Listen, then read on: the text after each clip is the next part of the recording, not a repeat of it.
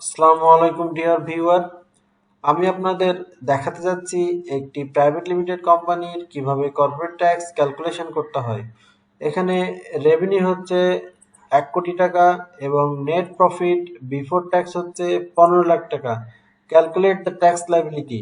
এখানে tax liability হচ্ছে 4,85,000। এই 4,85,000 কিভাবে ক্যালকুলেশন করা হয়েছে তার বিস্তারিত আলোচনা নিচে করা হলো। নোটস। এখানে 1 নম্বর নোটসে বলা হচ্ছে condition does not fulfil, so tax rate will be 30%। Condition হচ্ছে প্রত্যেক একক লেনদেনের জন্য 5 লক্ষ টাকা এবং সর্বমোট বার্ষিক 36 লক্ষ টাকার ঊর্ধ্বে ব্যাংক ট্রান্সফারের মাধ্যমে হইলেই ট্যাক্স রেট হবে 27.5%, আদারওয়াইজ ট্যাক্স রেট হবে 30%। দ্বিতীয় নম্বর নোটসে বলা হচ্ছে কোম্পানির 70% প্রোডাক্ট বিভিন্ন কোম্পানির কাছে বিক্রি করা হয়েছে এবং তার এগেনস্টে 3,50,000 টাকার এআইটি চালান কালেক্ট করা হয়েছে এবং বাদবাকি 30% শোরুমের মাধ্যমে বিভিন্ন ব্যক্তির কাছে রিটেল বিক্রি করার কারণে কোনো এআইটি চালান বা ট্যাক্স ডিডাকশন হয় নাই। 4 নম্বর নোটসে বলা হচ্ছে 155 ধারা অনুযায়ী 50,000 টাকা অ্যাডভান্স ট্যাক্স দেওয়া হয়েছে। Calculate the tax liability. আমরা প্রথমেই নেট প্রফিটকে দুইটি ভাগে ভাগ করব, একটি হচ্ছে 70% আর একটি হচ্ছে 30%। তো নেট প্রফিটের 70% হচ্ছে 10,50,000 গুণ 30% ইকুয়াল টু 3,15,000 টাকা এবং আমরা যে 70% কোম্পানির কাছে বিক্রি করেছিলাম তার এগেনস্টে যে এআইটি চালান কালেক্ট করা হয়েছিল সেটির সাথে কম্পেয়ার করব কোনটি ছোট এবং কোনটি বড়।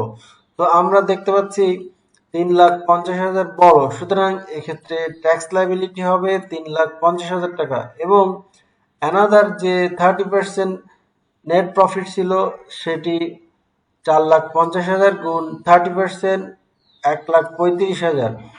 এই 3,50,000-এর সাথে 1,35,000 যোগ করলে হবে 4,85,000। টোটাল ট্যাক্স লাইবিলিটি হচ্ছে এখন 4,85,000 এবং পরবর্তীতে কম্পেয়ার করব গ্রস রিসিভের 60, এখানে 60,000 টাকা। তো এখানেও দেখা যাচ্ছে যে আমার 4,85,000 বড় না 60,000 বড়। এক্ষেত্রে আমরা দেখতে পাচ্ছি 4,85,000 বড় এবং এক্ষেত্রে আমরা অ্যাডভান্স ট্যাক্সটি বাদ দিব। অ্যাডভান্স ট্যাক্স হচ্ছে 89 সেকশন অনুযায়ী 3,50,000 টাকা এবং 155 ধারা অনুযায়ী 50,000 টাকা, টোটাল 4 লাখ টাকা। এই 4,85,000 থেকে 4 লাখ বাদ দিলেই হবে 85,000 টাকা। এই 85,000 টাকা অবশ্যই 173 ধারা অনুযায়ী ট্যাক্স ডের ভিতরে অথবা ট্যাক্স ডের পূর্বেই রাষ্ট্রীয় কোষাগারে জমা করতে হবে। Journal entries.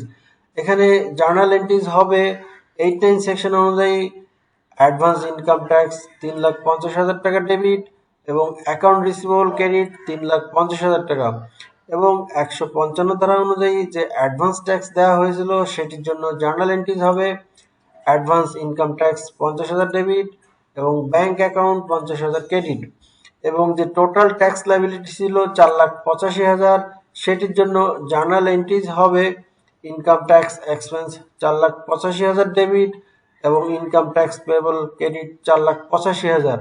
ফাইনালি যখন 85,000 টাকা এ চালানের মাধ্যমে রাষ্ট্রীয় কোষাগারে জমা করব তখন বুকস অফ অ্যাকাউন্টসে জার্নাল এন্ট্রিজ হবে ইনকাম ট্যাক্স পেয়েবল 4,85,000 টাকা ডেবিট এবং অ্যাডভান্স ট্যাক্স ক্রেডিট হবে 3,50,000 টাকা সেকশন 89 এবং another advance income tax credit হবে 50,000 টাকা সেকশন 155 এবং ফাইনালি ব্যাংক অ্যাকাউন্ট ক্রেডিট হবে 85,000।